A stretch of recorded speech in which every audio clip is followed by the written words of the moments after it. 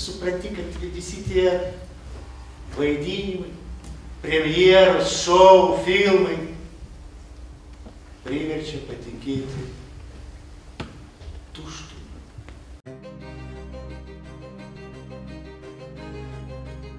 Tikrai, aš verkiau kaip vaikas, kai perskaičiau šitą istoriją, sėdėdamas savo biure ant grindų. Dabar aš noriu tą istoriją papasakoti visiems. Matai, yra aukštesnė jėga. Aš nuėjau pas tą aukštesnę jėgą ir sakau, aš noriu prodiusuoti šitą istoriją.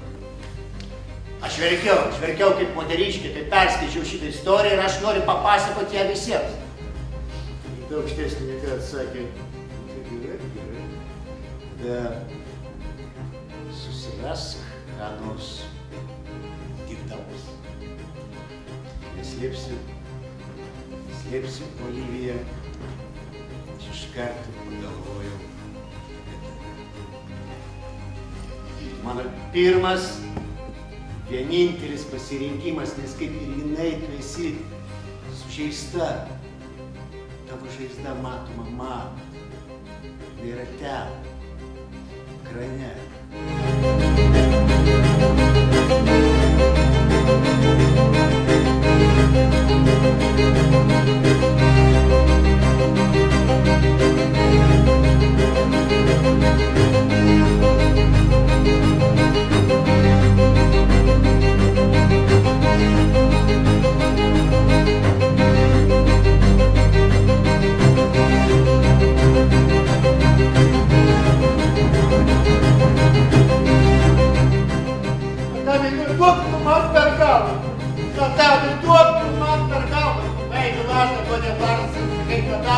Duok tu man su tavo per galvą.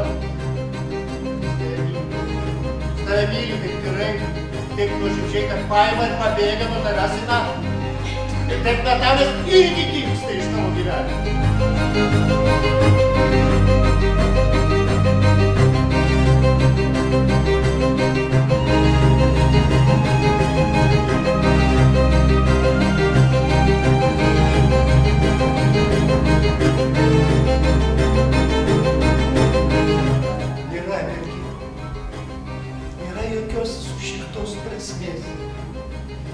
Tu lavonas, aš lavonas. Mes visi lavonai šitoj stebuklingoje žemės karalystėje. Bet tu to nesakai. Ką pasirinkti? Mirties baimę? Beprasmį gyvenimą?